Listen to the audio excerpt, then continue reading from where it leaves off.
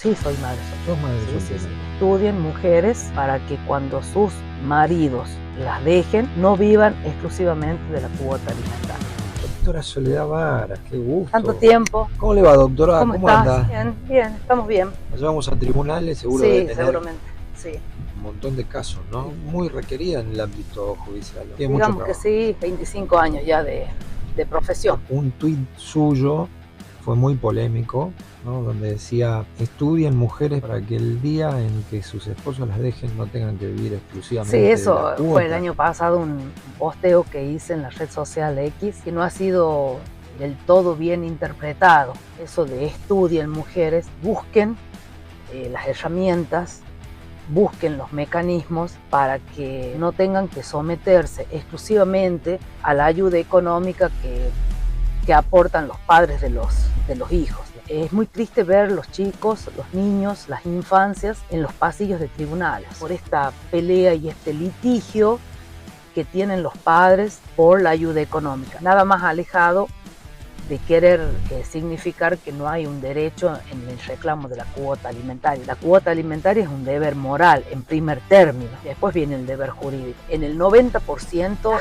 que quedamos con la responsabilidad de vivir, de criar, de acompañar a los hijos somos las madres. Hay mamás que criamos solas a los hijos y no vivimos en los pasillos de tribunales reclamando una cuota alimentaria que tampoco te va a permitir una calidad de vida como la que nosotros queremos darle a nuestros hijos. Estoy convencida de que el empoderamiento femenino viene por ahí, la liberación económica, laboral, que es lo que te permite crecer en definitiva. Ahora hay un sector del feminismo que no lo entendió así y salieron a atacarte por esa frase. Sí. Que yo esté de acuerdo o no con la ley del aborto, por decirte, no significa que yo vaya toda ensangrentada a manifestarme frente a la catedral. La doctrina del feminismo es una doctrina muy importante y nunca podemos, las mujeres, menos yo, una mujer de derecho, una persona instruida y estudiosa, estar en contra de una doctrina que nos ha llevado realmente a adquirir muchísimos derechos, a pelear por una igualdad que antes efectivamente no existía. Ahora, la ideología malentendida es la que nos lleva, creo yo, a una ceguera que deja de tener hasta fundamento. Hay grupos feministas que definitivamente no nos representan, que no me representa el feminismo riojano, no me representa cuando las veo en las marchas. Además viene también una mezcla de feminismo con política que en definitiva sí, empaña todo. Empaña todo. La ley de violencia de género es una ley que ha sido en muchos casos muy mal utilizada y es utilizada básicamente para despojar inclusive a padres de sus bienes patrimoniales, a padres de sus hijos, de sus viviendas, etc. La ley de violencia de género prevé medidas cautelares. Ahí donde viene la prohibición de acercamiento, perimetrales, las exclusiones de hogar. Y cuando uno se presenta en los juzgados a ejercer la defensa, hay una indefensión total y absoluta del género masculino, en donde no podés probar ni acreditar si fehacientemente hay hechos que deben ser tomados como violencia contra la mujer o no. Entonces lo único que tenemos que procurar es el cumplimiento de la medida, no ingresar en una desobediencia. Lamentablemente también tenemos un cúmulo, y ahí donde se enoja el feminismo, cuando nosotros hablamos de las denuncias falsas. El principio de inocencia queda totalmente apartado y al margen de esto, porque yo me presento como abogado defensor y no puedo ejercer la defensa porque no hay delito, no hay una imputación. ¿Cómo se define una cuota alimentaria? Es un proceso simple cuando tenemos un alimentante que tiene de alguna manera un ingreso económico basado en una relación laboral registrada, donde tiene un recibo de sueldo. El juez, de acuerdo al ingreso del alimentante y de la necesidad del alimentado, va a fijar un porcentaje.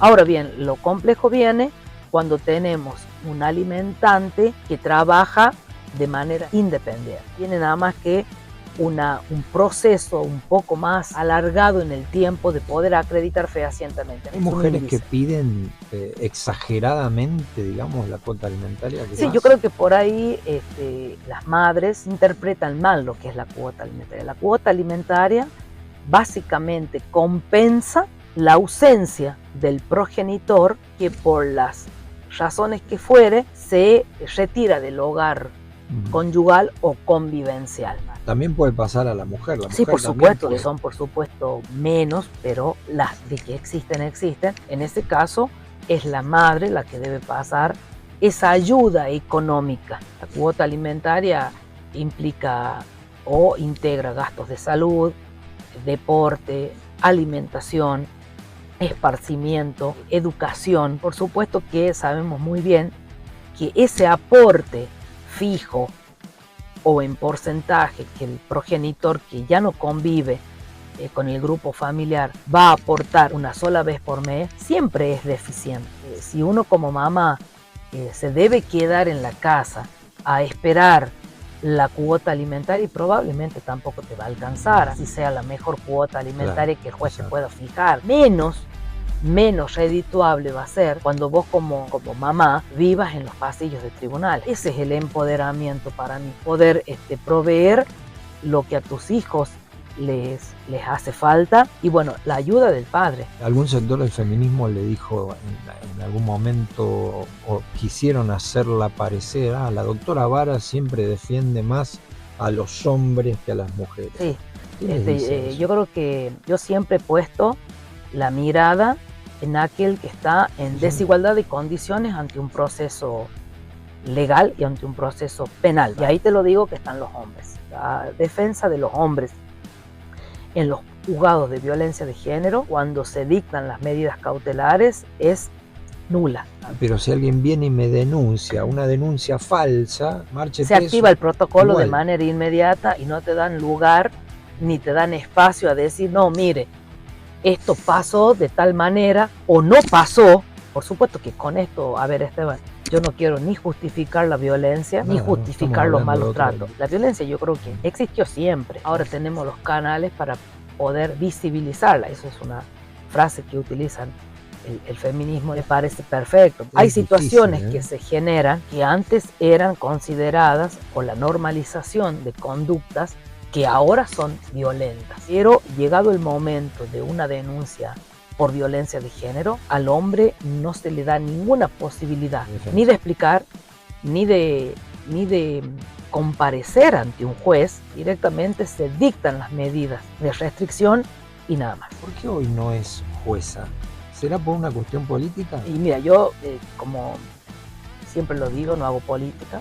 Yo sí he rendido en 5 oportunidades. Nunca he podido llegar a la magistratura hasta que entendí o comprendí que no iba a poder llegar, así que continúo en lo que fue siempre mi naturaleza, que es litigar, educación política. ¿Cómo es que hay jueces que nunca litigaron o no litigaron los 8 o 10 años que exige el requisito para ser juez y están en la magistratura? En la magistratura. Nosotros sabemos, Esteban, que las leyes son políticas y las elecciones de los magistrados en su gran mayoría también responden a una suerte de intereses políticos también. He visto pasar muchísimos magistrados, Esteban, unos más comprometidos que otros con sus funciones, unos que han terminado muy mal, unos que han hecho muy buenas sentencias, que las tenemos inclusive que han creado jurisprudencia.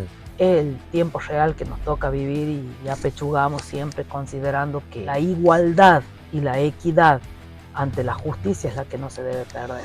Doctora Sosa, ¿o fuiste madre soltera? Sí, soy madre soltera. ¿Sos madre soltera? Sí. Vivo con mi hijo, solvento a mi hijo más allá del pequeño aporte que pueda recibir de su progenitor.